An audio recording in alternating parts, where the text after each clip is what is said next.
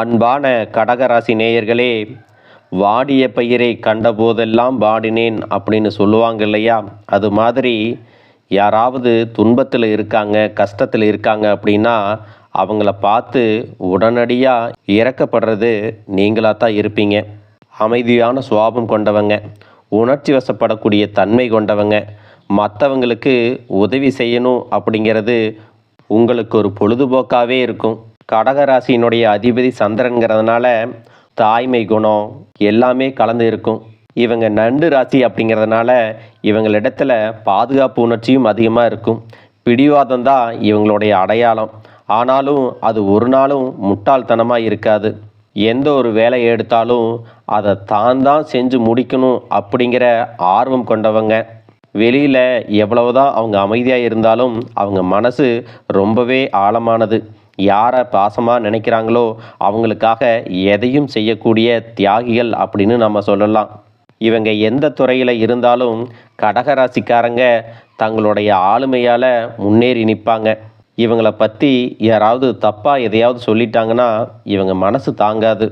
ரொம்ப நாளைக்கு அவங்க சொன்னதையே நினச்சி பார்த்துட்ருப்பாங்க. டக்குன்னு கோபப்படுவாங்க. ஆனால் அந்த கோபத்தை அவ்வளவு சீக்கிரத்தில் வெளியே காட்ட மாட்டாங்க, உள்ளுக்குள்ளேயே வச்சுக்குவாங்க. எளிதாக யார்கிட்டையும் பழக மாட்டாங்க. ஆனாலும் பார்த்தீங்கன்னா இவங்க கிட்ட அன்பு, இரக்கம், தியாக மனப்பான்மை, உண்மைத்தன்மை இது எல்லாமே நிறைஞ்சிருக்குங்க. இப்படி இருக்கக்கூடிய கடகராசிக்காரங்களுக்கு உங்கள் வாழ்க்கையில் என்னென்ன மாற்றம் வரப்போகுது, எந்த திசையில் என்ன செய்யணும் அப்படிங்கிறத இந்த பதிவில் நம்ம பார்க்க போகிறோங்க. கடகராசி ஒரு நீர் தத்துவ ராசிங்கிறதுனால உங்களுடைய உணர்ச்சிகள் ரொம்பவே ஆழமானது. நீங்கள் ரொம்ப பாசம் கொடுப்பீங்க. அதே நேரத்தில் மனசுக்குள்ளே எதையும் வச்சுக்க மாட்டீங்க. உங்கள் மனநிலையை மட்டும் நீங்கள் சரியாக பயன்படுத்தினீங்கன்னா உங்கள் வாழ்க்கையில் மிகப்பெரிய மாற்றங்கள் எல்லாம் நடக்க போகுதுங்க.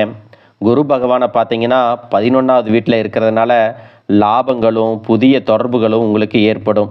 நண்பர்கள், கூட்டாளிகள் வழியாக உங்களுக்கு புது புது வாய்ப்புகள் எல்லாம் கிடைக்குங்க. சனி பகவான் உங்களுக்கு 8வது வீட்டில் இருக்கிறதுனால சில மன அழுத்தங்கள் வரலாம். சில பேர் பார்த்தீங்கன்னா போகிற போக்கில் உங்களை எதையாவது சொல்லி காயப்படுத்திகிட்டே இருப்பாங்க. அவங்க அப்படி சொல்லிட்டாங்க அப்படின்னு என்றைக்குமே நீங்கள் கலங்கி நிற்காதீங்க. இந்த காதில் வாங்கி அந்த காதில் விட்டுட்டு நீங்கள் முன்னோக்கி போயிட்டே இருங்க. உங்கள் மேலே தப்பில்லாத வரைக்கும் நீங்கள் யார் சொல்லக்கூடிய குறைகளையும் கேட்க வேண்டிய அவசியமே இல்லைங்க. சூரியன் பார்த்தீங்கன்னா உங்களுக்கு 4வது வீட்டிலிருந்து வீடு, சொத்து, சுகம் இது எல்லாத்தையுமே கொடுக்க போகிறாருங்க. புதுசாக வீடு வாங்கிறதுக்கான வாய்ப்பு, சொத்து வாங்கிறதுக்கான வாய்ப்பு எல்லாமே உங்களுக்கு இருக்குதுங்க. சந்திரன் பார்த்தீங்கன்னா நடுப்பகுதியில் உங்களுக்கு நல்ல மன அமைதியை தருவாருங்க. தீர்க்கமான சக்தியும் உங்களுக்கு கிடைக்கும். அதனால் எந்த ஒரு விஷயத்துலையும் பதட்டப்படாமல் நிதானமாக செயல்பட்டீங்கன்னா நீங்கள் ஜெயிக்கிறது உறுதிங்க. இப்போ இருக்கக்கூடிய சூழ்நிலையில் உங்களுக்கு கஷ்டங்களாக இருக்கும், சிரமமாக தான் இருக்கும். ஆனால் அதையெல்லாம் சமயோஜிதமாக யோசித்து நீங்கள் சரியான முடிவுகளை எடுத்தீங்கன்னா சாதனை படைப்பீங்க. நீங்கள் செய்யக்கூடிய தொழில், வேலை அது எப்படி இருக்கும் அப்படின்னு பார்த்தீங்கன்னா உங்களுக்கு ஹையர் பொசிஷனில் இருக்கிறவங்ககிட்டேருந்து பாராட்டு கிடைக்கும். பழைய திட்டங்கள் ஏதாவது வச்சுருந்தீங்கன்னா அதை புதுப்பித்து நல்ல பேர் வாங்குவீங்க. உங்கள் பிஸ்னஸில் நிறைய ஆர்டர் கிடைக்கும். நிறைய அக்ரிமெண்ட்டெல்லாம் சைன் ஆகுங்க. அந்த மாதிரி விஷயங்களில் நீங்கள் கவனமாக இருக்கணும். பண விஷயத்தில் பார்த்தீங்கன்னா நிலம், சொத்து, வாகனங்கள் இது எல்லாம் உங்களுக்காக லாபத்தை கொண்டு வந்து கொடுக்குங்க. நீங்கள் ஒரு நிலம் வச்சுருக்கீங்கன்னா அதை குத்தகைக்கு விட்டோ அல்லது வாடகைக்கு விட்டோ அதிலிருந்து உங்களுக்கு ஒரு வருமானம் வரும். உங்கள் சொத்து மென்மேலும் பெருக போகுதுங்க. வாகனங்கள் வச்சுருக்கீங்கன்னா அதன் மூலமாக உங்களுக்கு பாதுகாப்பு கிடைக்குங்க. நீங்கள் பணத்தை சேமிக்கணும் அப்படின்னா இது உங்களுக்கு ஒரு நல்ல வாய்ப்பு. சரியான முதலீடுகளில் உங்கள் பணத்தை சேமிச்சிங்கன்னா அது பல மடங்காக பெருகும். அதே மாதிரி தேவையில்லாத நண்பர்களுக்காக நீங்கள் பணத்தை செலவு பண்ண வேணாம். நீங்கள் நினச்ச மாதிரியான பணத்தையும் வருமானத்தையும் கொடுக்கக்கூடியதுங்க. அதனால் நீங்கள் கஷ்டப்பட்டு சம்பாதிக்கிற பணத்தை அதனோட மதிப்பு தெரியாதவங்கள்ட்ட கொடுத்து நீங்கள் பணத்துக்கான நன்றி உணர்வை இழந்துடக்கூடாதுங்க. சின்ன சின்ன வாய்ப்புகளை கூட நீங்கள் தவற விடாமல் எல்லாத்தையும் நீங்கள் சரியாக பயன்படுத்திட்டீங்கன்னா உங்களுடைய வெற்றி அபரிமிதமாக இருக்குங்க. அது மட்டும் இல்லாமல் நீங்கள் பழகிறவங்ககிட்டீங்க தாராளமாக அன்பை கொடுப்பீங்க. ஆனால் சில சமயம் அவங்க உங்களை புரிஞ்சுக்க மாட்டாங்க. அதனால் கொஞ்சம் பொறுமை வேணும். திருமணமான தம்பதிகள்கிட்ட பார்த்தீங்கன்னா சின்ன சின்ன வாக்குவாதங்கள் இருக்கும். இருந்தாலும் அது பாசமாக முடிஞ்சிரும். குடும்பத்தில் நல்ல ஒரு அந்யோன்யம் இருக்குங்க. பெற்றவங்க கிட்ட சின்ன சின்ன மனக்கசப்புகள் வந்தாலும் அதெல்லாம் சரியாகும். எல்லாருக்குமே முக்கியத்துவம் கொடுங்க. யாரையும் எடுத்தெறிஞ்சு பேசிட வேண்டாம். உங்களுடைய சகோதரர் சகோதரிகள் வழியாக உங்களுக்கு புதிய உறவுகள் கிடைக்கும். நல்ல நண்பர்கள் கிடைப்பாங்க. நீண்ட நாட்கள் தொடர்பு விட்டு போன உறவுகள் எல்லாம் மீண்டும் உங்களோட சேருவாங்க. குழந்தைங்களுடைய கல்வி விளையாட்டில் நல்ல முன்னேற்றம் இருக்குங்க. உங்களுடைய ஆரோக்கியம் எப்படி இருக்கும் அப்படின்னு பார்த்தீங்கன்னா, நீங்கள் சரியான நேரத்துக்கு சாப்பிட்றணுங்க. நீங்கள் சாப்பிடக்கூடிய உணவுப் பொருட்கள் வீட்டில் சமைக்கிறதா இருந்தால் ரொம்ப நல்லது. கடைகள்லையோ அல்லது வெளியவோ சாப்பிட்றத தவிர்த்துக்கலாங்க. உங்களை பொறுத்த வரைக்கும் உங்களுடைய வீட்டை தான் உலகம் அப்படின்னு நினைக்கிறவங்க. வீட்டில் எல்லாருக்கும் பிடிச்ச மாதிரி நடந்துக்கணும் அப்படின்னு நீங்கள் நினைக்கிறீங்க. ஆனாலும் எல்லாரையும் எல்லா விதத்துலையும் உங்களால் திருப்தி பண்ண முடியல. ஆனாலும் இதில் ஒரு நல்ல விஷயம் என்ன அப்படின்னு பார்த்தீங்கன்னா, பெற்றவங்க, உங்களுடைய உடன்பிறப்புகள், குழந்தைகள் எல்லாருமே உங்கள் மேலே ஒரு அபரிமிதமான கண்மூடித்தனமான நம்பிக்கை வச்சுருக்காங்க. என்ன நடந்தாலும் என்ன உதவி வேணாலும் நீ செய்வ, அதுவும் எப்படியாவது செஞ்சு கொடுப்பீங்க அப்படிங்கிற நம்பிக்கையை உங்கள் மேலே வச்சுருக்காங்க. அவங்க உங்கள் மேலே வச்சுருக்கிற நம்பிக்கையை காப்பாற்றணுங்கிறதுக்காகவே கடனோ ரெக்கமெண்டேஷனோ எப்படியாவது அதை நீங்கள் செஞ்சு கொடுப்பீங்க. ஆனாலும் பார்த்தீங்கன்னா அது கிடைக்கிற வரைக்கும் தான் உங்களை நினச்சி பார்ப்பாங்க. அதுக்கப்புறம் நீங்கள் அந்த விஷயத்துக்காக எவ்வளவு கஷ்டப்பட்டீங்க, எவ்வளவு ரிஸ்க் எடுத்திருக்கீங்க அப்படிங்கிறத அவங்க பெருசாக நினைக்க மாட்டாங்க. கடகராசிக்காரங்களை பொறுத்த வரைக்கும் தன்னுடைய வீட்டுக்கு சூரியன் மாதிரி இருந்து ஒளியை கொடுப்பீங்க. ஆனால் உங்களுக்கு ஒரு சிக்கல் பிரச்சனை அப்படின்னு வரும்போது யாருமே கடைசி வரைக்கும் 100% கூட நின்று உங்களுக்கு உதவி செய்ய மாட்டாங்க. உங்களுடைய வருமானமும் வாழ்க்கையும் போதும் அப்படிங்கிற நிலைமைக்கு இருந்தாலும் ஏதோ ஒரு குறை இருக்குது, எனக்கு அது வேணும், இது இன்னும் என் வாழ்க்கையில் எனக்கு கிடைக்கல அப்படிங்கிற ஒரு மனநிலை உங்களுக்கு எப்பயுமே இருக்கும். உங்களுக்கு எப்பவுமே பணத்தில் பாதுகாப்பு தேடுவீங்க. ₹1 குறைஞ்சாலும் மனசில் மிகப்பெரிய குழப்பம் வந்துடும். மற்றவங்களுக்கு உதவ ஆசையாக இருந்தாலும் உங்கள் கையிலேருந்து மற்றவங்களுக்கு பணம் போயிட்டா உங்களுக்கு அது பற்றாக்குறையாயிடும். அது எப்படி அப்படின்னு பார்த்தீங்கன்னா, ஒருத்தருக்கு அவசர தேவைக்கு பணம் கொடுப்பீங்க. அதுக்கப்புறம்தான் உங்களுக்கு திடீர்னு ஒரு செலவு வரும். அந்த நேரத்தில் அவங்ககிட்ட அதை கேட்டால் உடனடியாக கொடுக்க மாட்டாங்க. அதனாலேயே சில மனசங்கடங்கள் எல்லாம் வரும். எதிர்காலத்துக்காக சேமிக்கணும், பிள்ளைங்களுக்கு நல்ல கல்வியை கொடுக்கணும், வீட்டுக்கு இஎம்ஐ கட்டணும், பெற்றவங்களுக்கு ஹாஸ்பிட்டல் செலவுகளை பார்க்கணும், வீட்டு செலவுகளை சமாளிக்கணும் அப்படின்னு எப்போவுமே பரபரப்பாக ஓடிட்டுருப்பீங்க. நீங்கள் எவ்வளோதான் முயற்சி செஞ்சாலும் சின்ன சின்னதாக தான் சேமிக்க முடியுமே தவிர பெரிய ஒரு அமௌண்ட்டாக உங்களால் சேமிக்க முடியாது. அப்படியே சேமிக்கணும் அப்படின்னு நினச்சாலும் அது செலவாக தான் போகுங்க. உங்களுடைய பலவீனம் என்ன அப்படின்னு பார்த்தீங்கன்னா, யார் என்ன அப்படின்னு தெரியாமல் முழுசாக நம்பிடுவாங்க.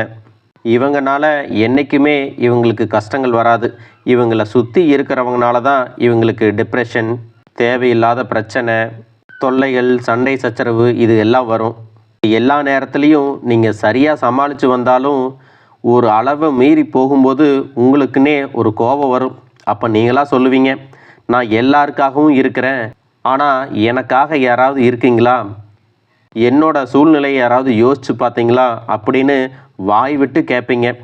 அப்போ கூட உங்களுக்கு ஆறுதலான வார்த்தைகள் கிடைக்காதுங்க. இந்த மாதிரி பல பேர் நடந்துக்கிறதுனால தான் உங்களுடைய தன்னம்பிக்கையும் அங்கே குறைஞ்சு போகுது. பொறுப்புகள் தான் அதிகமாயிட்டே போகும். அதனாலேயே உங்களுடைய வாழ்க்கையை நீங்கள் வாழாமல் இருக்கிறீங்க. உங்களுடைய கனவுகளை அப்படியே விட்டுறீங்க. நீங்கள் ஒரு விஷயத்தை ஆசைப்படுவீங்க, இது எனக்கு கிடைச்சா நல்லா இருக்கும், நான் சந்தோஷமாக இருப்பேன், என்னுடைய எதிர்காலம் நல்லா இருக்கும் அப்படின்னு நினைப்பீங்க. அதையே உங்களுடைய லட்சியமாகவும் வச்சுருப்பீங்க. ஆனாலும் பார்த்தீங்கன்னா நாளாக நாளாக சில பேர் உங்களை டைவர்ட் பண்ணிடுவாங்க. இதுவெல்லாம் உங்களுக்கு நடக்காது, இதில் எல்லாம் ரிஸ்க் எடுக்காத, இதுவெல்லாம் வேஸ்ட்டு அப்படின்னு சொல்லுவாங்க. அதுக்கப்புறம் உங்களுடைய லட்சியத்தை நீங்களாகவே விட்டுருவீங்க. உங்கள்கிட்ட அந்த விடாமுயற்சி இல்லாமல் போயிடும். அது மட்டும் இல்லைங்க, சில சமயத்தில் நீங்கள் செய்யக்கூடிய செயல்களை தாமதமாக செய்வீங்க. இந்த தாமதங்களே உங்களுக்கு தோல்விகளை கொண்டு வந்து கொடுக்கும். என்றைக்குமே ஒரு விஷயத்தை செய்யணும் அப்படின்னு ஆரம்பிச்சிட்டிங்கன்னா நேரத்துக்கு செஞ்சுருங்க.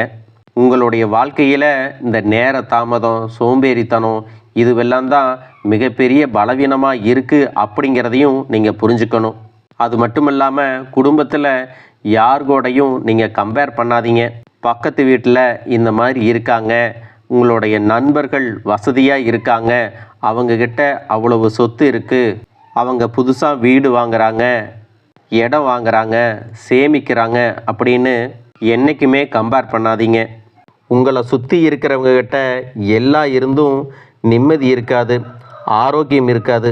ஆனால் உங்ககிட்ட வசதி குறைவாக இருந்தாலும் நிம்மதி இருக்கும், ஆரோக்கியம் இருக்கும். நீங்கள் கம்பேர் பண்ணி பேசிகிட்டு இருந்தீங்கன்னா அந்த நிம்மதியும் ஆரோக்கியமும் உங்களை விட்டு போயிடும். அதனால் நம்ம கையில் என்ன இருக்கோ, நமக்கு எது கொடுத்து வச்சுருக்கோ அதில் நீங்கள் திருப்தி அடைஞ்சு சந்தோஷமாக இருக்கணுங்க. உங்களுடைய மனசு பார்த்தீங்கன்னா தூய்மையானது. அம்மாவுக்காக, அப்பாவுக்காக, உங்களுடைய உடன் பிறந்தவங்களுக்காக எல்லாருக்காகவும் நீங்கள் தியாகம் செய்ய தயங்க மாட்டீங்க. நீங்கள் செஞ்ச அந்த தியாகத்துக்கு அவங்க ஏதாவது நன்றி சொல்கிறாங்களா, இல்லை நினச்சி பார்க்குறாங்களா அப்படின்னா நிச்சயமாக இல்லைங்க. உங்களுக்குன்னு ஒரு கனவு இருக்குது, உங்களுக்குன்னு ஒரு வாழ்க்கை இருக்குது. அதை இதுக்கப்புறமாவது நீங்கள் வாழணுங்க. அதுக்காக எப்பவுமே உங்ககிட்ட பணம் இருக்கணுங்க. உங்கள் கையில் பணம் இருந்துச்சுன்னா அது கொடுக்கக்கூடிய தைரியத்தை வேறு யாரும் கொடுத்துட முடியாதுங்க. ஒருவேளை உங்ககிட்ட பணம் குறையுதுன்னா அப்போவே படபடப்பாயிடும். நெகட்டிவான எண்ணங்கள் எல்லாம் உங்கள் மனசில் வரும்.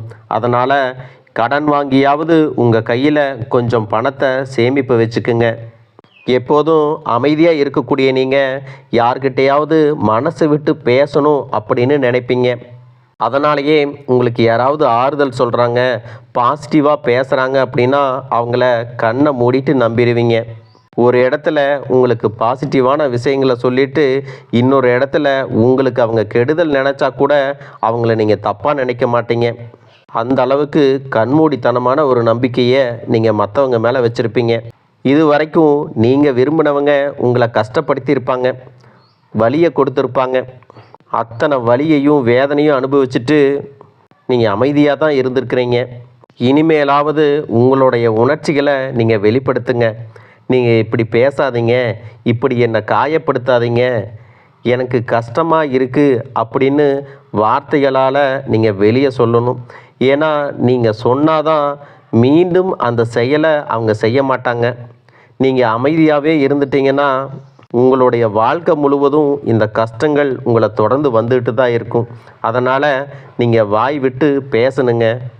சந்திரன் ஆளக்கூடிய ராசிங்கிறதுனால உங்களுக்கு ஆன்மீக உணர்வு அதிகமாகவே இருக்கும். மற்றவங்க எவ்வளோ கஷ்டப்படுறாங்க அப்படிங்கிறத நீங்கள் உணர்ந்துக்குவீங்க. உங்களுடைய வலியைத்தான் மற்றவங்களுக்கு நீங்கள் சொல்ல மாட்டீங்க. உங்களுடைய வலியையும் வேதனையும் மற்றவங்கள்ட்ட சொல்கிறதுக்கு உங்களுக்கு கஷ்டமாக இருந்தால் கடவுள்கிட்ட பேசுங்க. உங்களுடைய இஷ்ட தெய்வம் எதுவோ அந்த இஷ்ட தெய்வத்தை வேண்டிக்கிட்டு உங்களுடைய பிரார்த்தனைகளை வைங்க. உங்களுடைய குலதெய்வ கோயிலுக்கு போகிறத மறந்துடாதீங்க. எந்த ஒரு விஷயமாக இருந்தாலும் ஆத்மார்த்தமாக நீங்கள் பிரார்த்தனை பண்ணினீங்கன்னா அந்த பிரார்த்தனைக்கான பலன் உங்களுக்கு நிச்சயமாக கிடைக்குங்க. அது மட்டும் இல்லாமல் உங்கள் வாழ்க்கையில் ஒவ்வொரு இடத்துலையும் எதையாவது ஒரு புதிய விஷயத்தை கற்றுக்குங்க. உங்களுடைய மனசை திடப்படுத்துங்க, திறமைகளை வளர்த்துக்குங்க.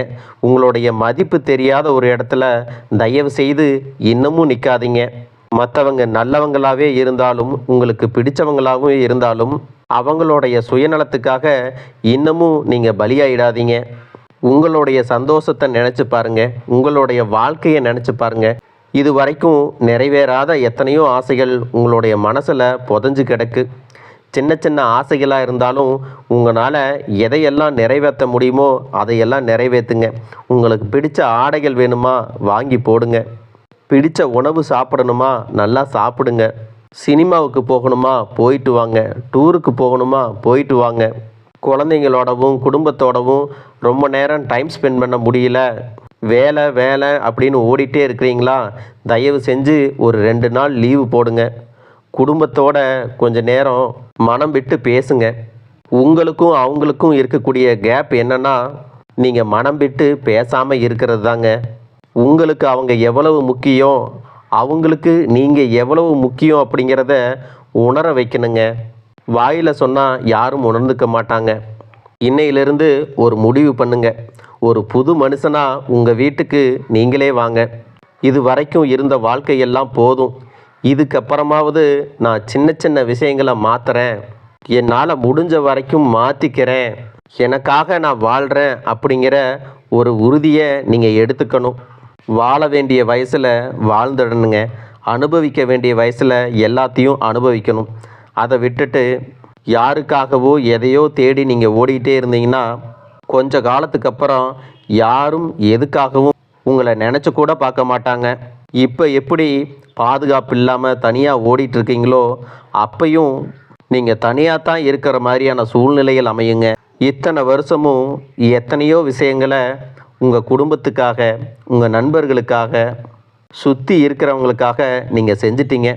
இதுக்கப்புறம் உங்களுக்காக நீங்கள் இதை செய்ய ஆரம்பிங்க. நம்பிக்கையோடு இருங்க.